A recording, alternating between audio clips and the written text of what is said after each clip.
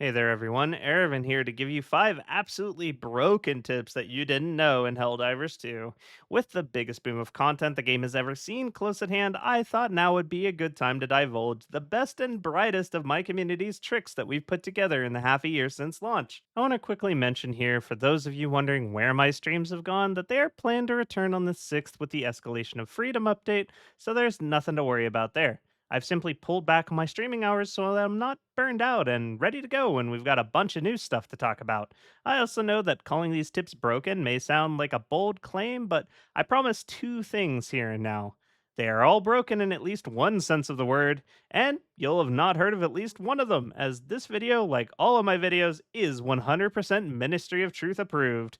With no further delays, though, on with the video.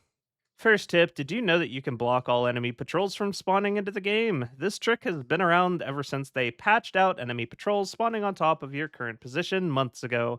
The way they fixed this problem, though, was making it so enemy patrols can no longer spawn within 120 meters of any Helldivers. They must spawn from beyond this distance. There are 2 different places enemy patrols originate from: objective areas of the map that generate heat function as spawn locations for the enemy, but the map edge still functions as a spawn point all on its own.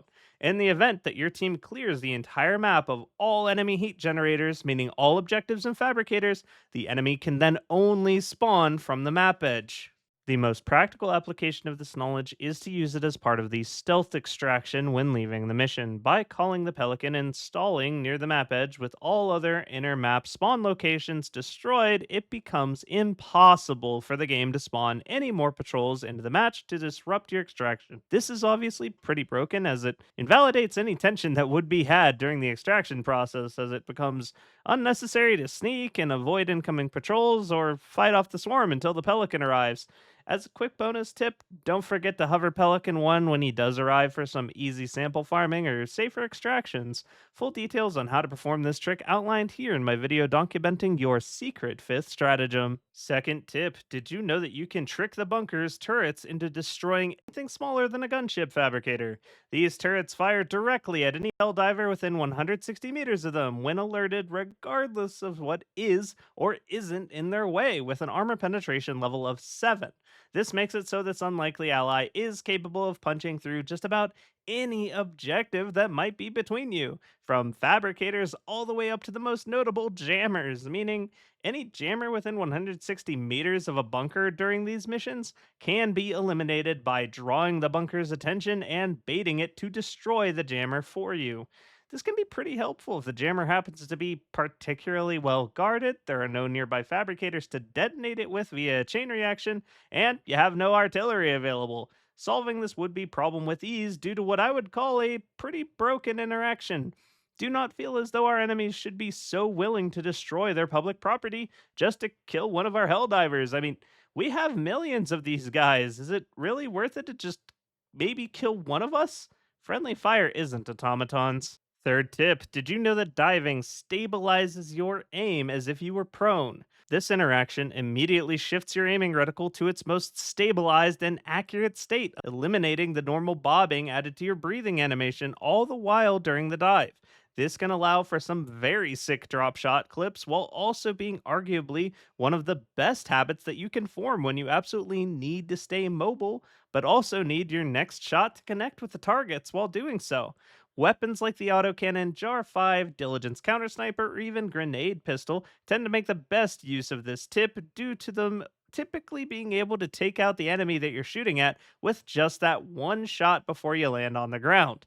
Notably, this trick will also work even if you are critically injured or have arm injuries that would normally severely destabilize your aim, allowing you to hit a last ditch effort clutch shot just in the nick of time to save your otherwise expired Helldiver. Fourth tip, did you know that stalkers regenerate health after jumping away and cloaking? This animation is performed when they reach critical health, typically below 200 main health remaining. They'll jump away from your cloak and come back seemingly as a different stalker, as they'll once again be at full HP, but no, turns out it's just them healing by 50 health per second after jumping animation begins to play right up until the moment they once again decloak.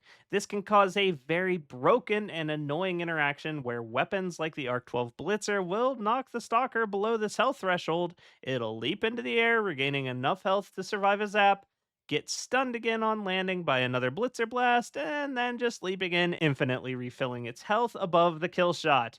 To avoid this annoyance, you'll need to destroy their much squishier head, which only has 175 health compared to the body's 800.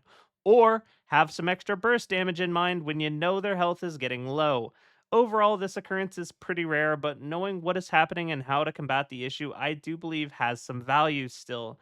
As a bonus tip, because this one was pretty niche, when dropping into a terminated mission, you can tell immediately if you've landed within the 160-meter range of a stalker nest. If you've yet to gain any attention from the bugs otherwise after landing and begin to hear that combat music, you are being stalked. The combat music will not play for no reason, so don't be complacent if you hear it begin to play before you've even had a chance to fire a shot. Keep your head on a swivel while gathering your gear because some bad news is certainly on its way to you. Next, did you know that you can nullify fall damage by emoting? It's been passed around for a while now within my community that you can reduce fall damage by emoting mid fall to make otherwise unsurvivable drops something you get to walk away from. But as it turns out, not only can you reduce the damage you take while falling with the emote bind, you can eliminate the damage entirely due to the fact that when the emote begins, your falling distance is actually reset as far as the game is concerned. Meaning, if you walk off of a ledge and emote just before landing, you'll reduce your falling damage to virtually nothing as a result, completely invalidating the fall damage system entirely. Realistically, this will probably be patched out at some point as it is an extremely goofy tip, but if you ever find yourself with the high ground and you'd rather rapidly convert it to the low ground, keep this tip in mind as hitting that T-pose will likely save your Helldiver's life. Time for the bonus tip to go along with our 5 broken ones. Did you know that the cluster bomb can destroy fabricators despite lacking the required demolition force? Well, it can and it can't. To be specific, there is a single shell within the cluster bomb deployment near the middle, which is actually a 100 kg projectile similar to those found in the airstrike deployment. This shell is present within your bombardment once you have purchased the XXL weapons base ship module.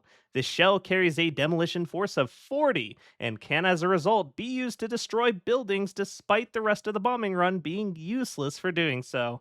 With some time and practice, due to the fact the location of this shell within the cluster bomb deployment is seeded, you can actually get used to where in the array this shell lands and aim accordingly to utilize its ability to destroy buildings actually quite reliably, similar to the nuance of using the gas strike shell to destroy buildings in a way, but with 4 extra tries if you miss, and a lot more indiscriminate firepower at your disposal. That's it for my 5 broken tips for Helldivers 2. We've got some incredible content and updates coming up on the 6th and 8th of this month, so I'm sure this is far from the last video that I'll be making in this format as we continue to learn about the game and create new tech.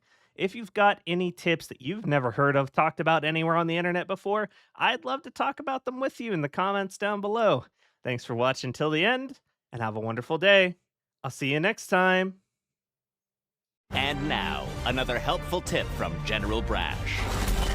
Eravin has brought us the last of the hidden tech he and his community have developed against the enemies of democracy.